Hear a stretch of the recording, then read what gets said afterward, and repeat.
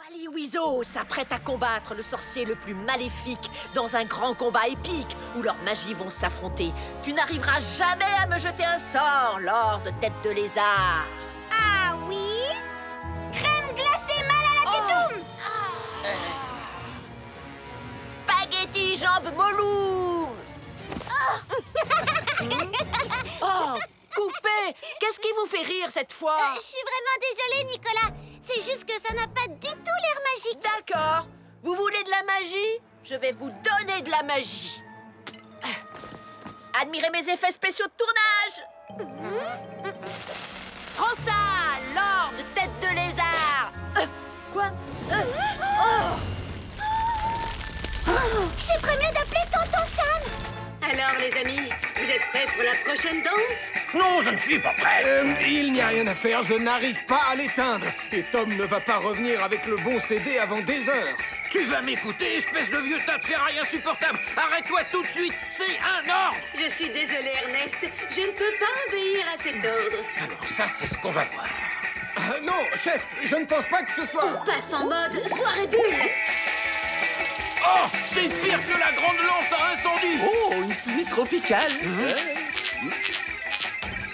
Oh, un combat de sorciers a provoqué un départ d'incendie dans la montagne. Et il s'étend rapidement. Cette journée s'annonce longue et difficile.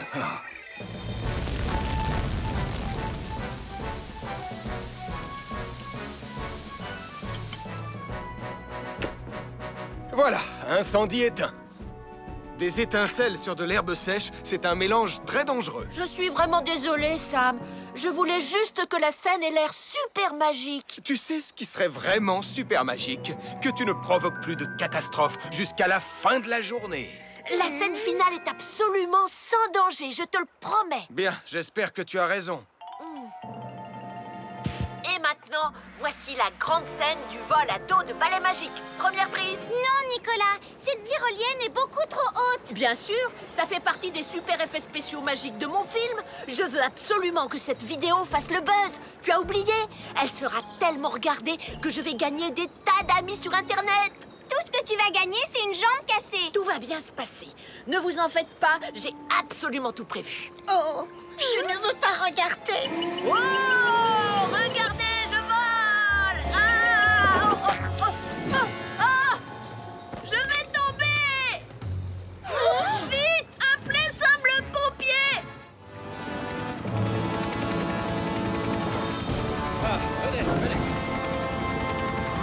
Oh, ça va être vraiment super génial. Oh, j'ai hâte d'être là-bas. Oh, j'adore Wally 2! Nicolas et Denise Prim sont coincés dans un arbre à l'intérieur de leur voiture, au-dessus d'un ravin dans les bois. Viens avec moi, Elvis. J'ai besoin de ton aide pour ce sauvetage. Écoutez, les jeunes cadets, on retourne au centre. Quoi? Alors ça, c'est vraiment pas juste.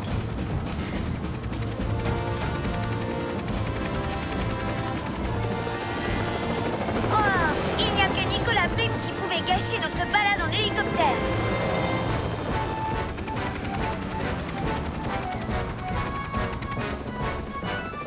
On s'est équipé, Top. On arrive bientôt. Terminé. Le ravin est droit devant. Terminé. La voiture risque de tomber à chaque instant. Je vais commencer par la sécuriser et ensuite, on pourra secourir Nicolas et Denise.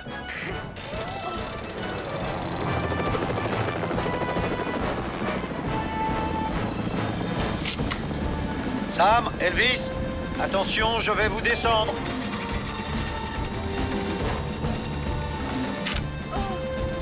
La voiture est sécurisée. Nicolas et Denise, ne bougez pas, on vient vous chercher. Ça va aller. Vous allez rester tous les deux parfaitement immobiles pendant qu'on ouvre les portières. Tu es prêt, Elvis? 1, 2, 3. Maintenant, on va se pencher à l'intérieur de la voiture et vous attacher avec un harnais. Vous êtes prêts? Très bien. Accrochez-vous. Tout va bien. Tu peux nous remonter.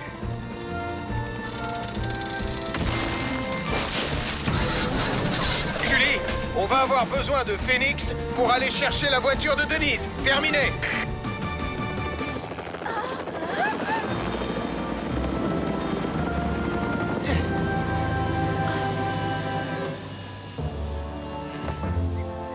nous a dit par radio que c'est toi qui avais appelé la caserne et que tu avais réussi à rester très calme.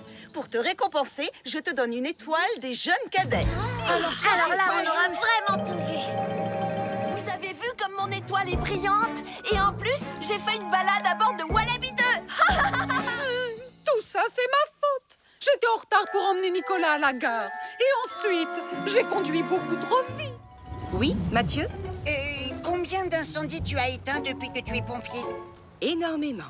Je suis sûr et certain qu'elle en a éteint beaucoup moins que tonton Sam. Je vais tout de suite poser la question. C'est le pompier le plus cool que je connaisse. Et maintenant, qui connaît les règles de sécurité pour allumer un barbecue? Hein?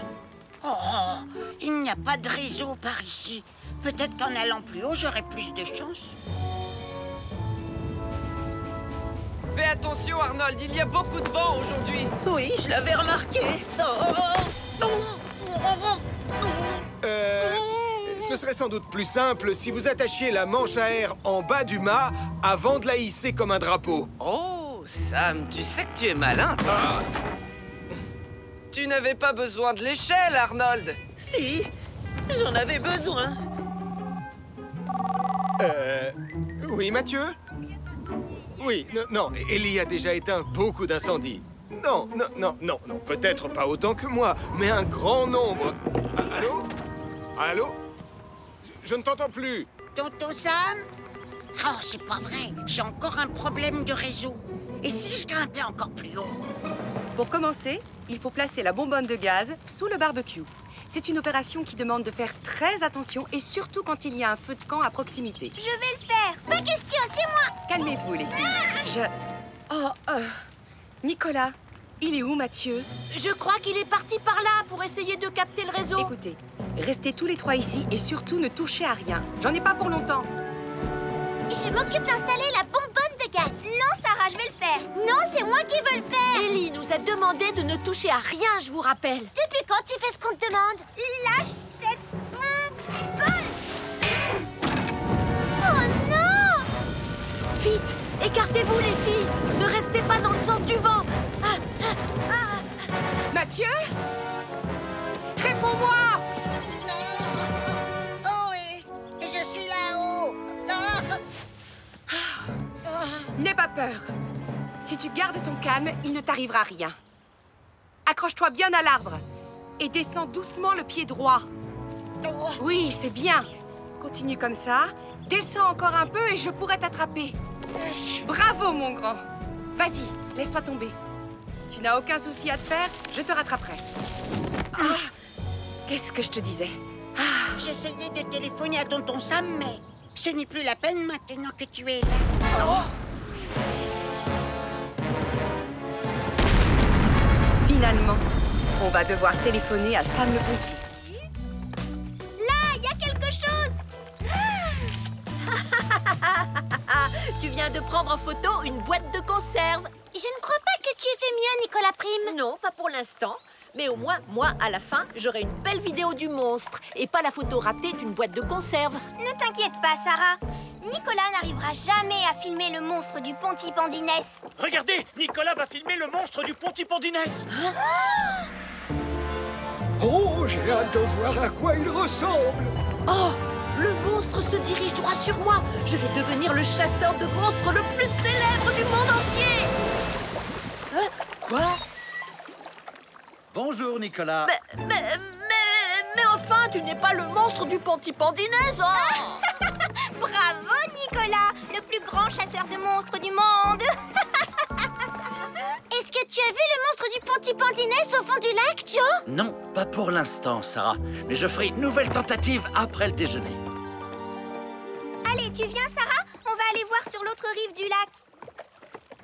Je sais comment je vais faire pour arriver à filmer le monstre. Et ce n'est pas en allant sur l'autre rive du lac. Le monstre du... Oh, l'appel d'Elvis est passé plus longtemps à la télé que Julie. La caméra a adoré ma pelle anti-incendie. La caméra aurait préféré filmer Julie. Ça n'a pas d'importance, Ellie. Ce qui compte, c'est qu'on ait éteint l'incendie. Si, ça a de l'importance. C'est toi qui aurais dû passer aux informations et pas l'appel anti-incendie d'Elvis. Julie, Peut-être que tu pourrais venir m'aider à laver Jupiter. Je t'accompagne. C'est une excellente idée, Sam. À gauche. À gauche. À gauche. À gauche, pas en bas, à gauche. Oh non. Oui, Marie, qu'est-ce qu'il y a? Nicolas, tu n'as pas le droit de prendre le sous-marin de Joe, c'est de la triche. Oh, laisse-moi tranquille, Marie. Tu es jalouse parce que c'est moi qui vais réussir à filmer le monstre et pas toi. Attends. Qu'est-ce que c'était? Je crois que le monstre vient de passer au-dessus de moi. Nicolas Prime, rapporte tout de suite ce sous-marin ou je vais le dire. Écoute, je n'ai pas le temps de discuter avec toi, Marie. Je suis très occupée. Je suis en pleine chasse aux monstres, là. Et un sous-marin, c'est beaucoup plus difficile à diriger que je pensais. Oh là là, tourne à gauche. Non, stop. Oh, stop.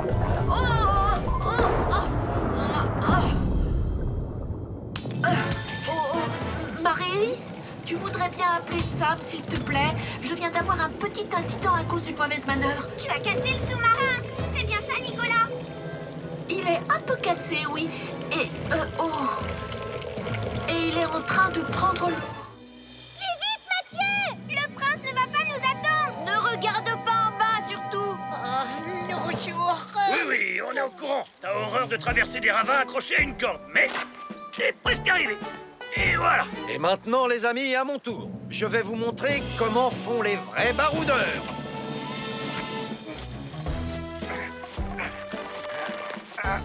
Continue comme ça. Qu'est-ce qu'il fait, ce mouton? Quel mouton? Apparemment, il grignote la corde. Non. Allez, va-t'en. Tu n'es pas le bienvenu ici. Va plutôt brouter de l'air. Oust. Vas-y, Tom. T'es un vrai baroudeur.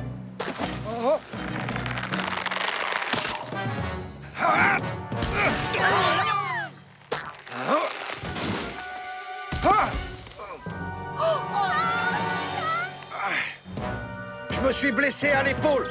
Je ne pourrais pas remonter. Je pense qu'il vaudrait mieux appeler Sam le pompier. Je ne vois absolument rien avec tous ces gens. Moi non plus, Gaston. Moi, oui. Grâce à ma super longue vue 2000. Alors que font-ils? J'ai l'impression qu'ils n'arrivent pas à trouver de jouets pour le jeune prince. Mais on dirait que Denis s'est débrouillé pour leur vendre un bocal de cornichons qui est en promotion. Oh, elle doit être contente. Depuis le temps qu'elle voulait s'en débarrasser avant qu'il soit périmé. Oh, ils vont sortir. Tom Thomas est coincé dans un ravin et il s'est blessé à l'épaule. Tom Thomas est coincé dans un ravin et il s'est blessé à l'épaule. Bien reçu, chef. Mais chef, s'il est coincé dans un ravin, alors qui va pouvoir piloter l'hélicoptère? Moi, j'ai mon brevet de pilote. Oh.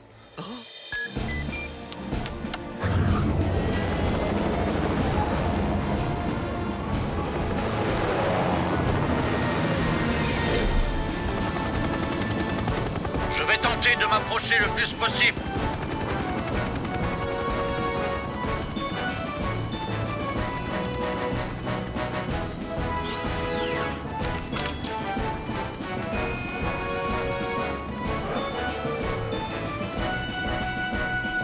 On y est presque.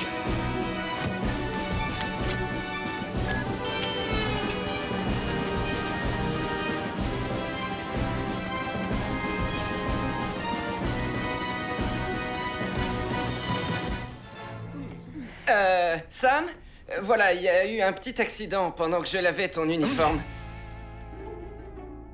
La bonne nouvelle, c'est qu'il est débarrassé de l'odeur. Merci, Elvis, mais je crois que je... Un incendie s'est déclaré chez les Carreaux. Marie, Anna et Nicolas sont coincés à l'intérieur. Un incendie s'est déclaré chez les Carreaux. Marie, Anna et Nicolas sont coincés à l'intérieur.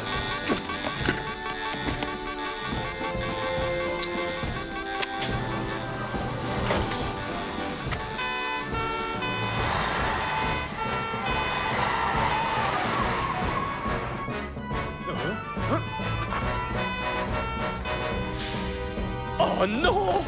Il y a le feu à la maison! Encore? Oxygène 100%. Nicolas, Marie, Anna, mettez-vous le plus loin possible de la porte d'entrée.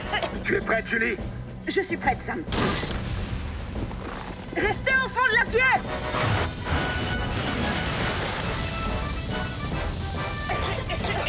Prenez ma main.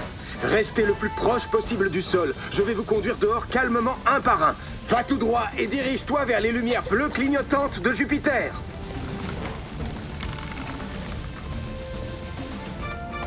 Sam, le chat est resté à l'intérieur de la maison.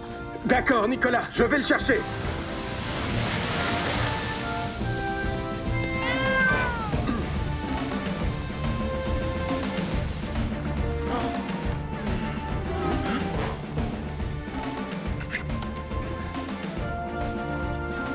On va appeler Lizzie pour qu'elle regarde si le chat va bien.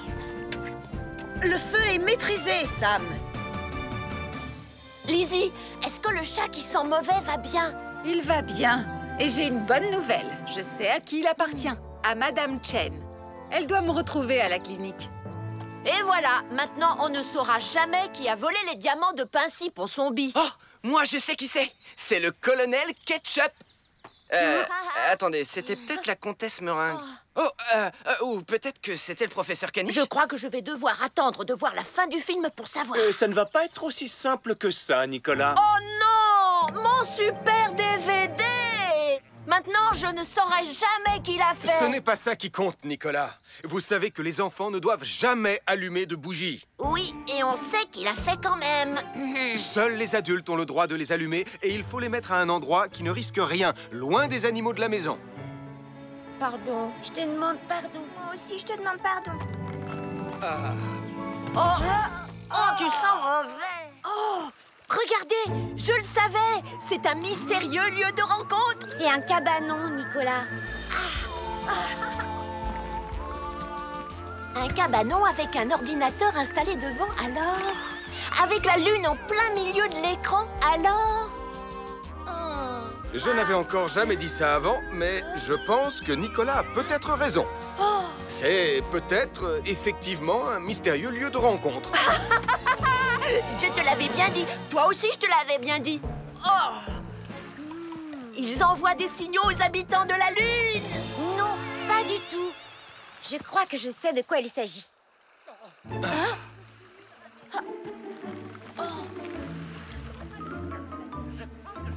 Je ne sais pas s'il y a des habitants sur la Lune, mais ce qui est sûr et certain, c'est qu'il y a beaucoup trop de personnes entassées dans ce tout petit bateau. La marée nous fait dériver trop loin. Non, mais faites attention au télescope. Il aurait pu tomber à l'eau. Oh, je suis désolée, professeur Barbichèvre. Vous voulez bien arrêter d'écorcher mon nom, s'il vous plaît? Oh, pardon, je voulais dire Barbichette. Moi, j'aime bien le fromage de chèvre. Non.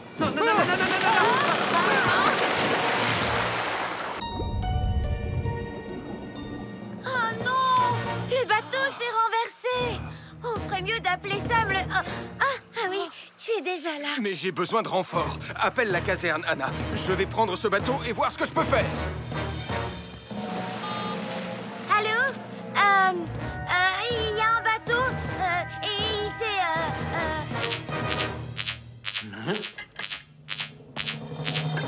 Un mystérieux groupe de personnes était à bord d'un bateau qui a chaviré alors qu'ils essayaient de contacter les habitants de la Lune. Un mystérieux groupe de personnes était à bord d'un bateau qui a chaviré alors qu'ils essayaient de contacter les habitants de la Lune. Je vais tout de suite au centre de sauvetage en mer. Oh, je crois que j'ai besoin de vacances.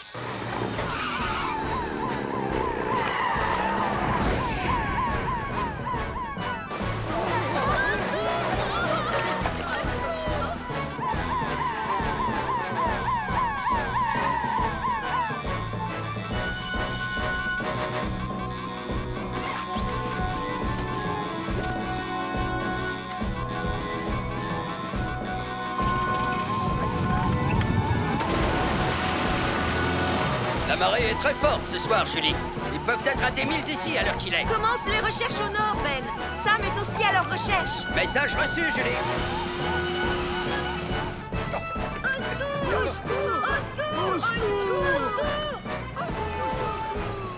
Tenez bon! Je viens pour vous sauver!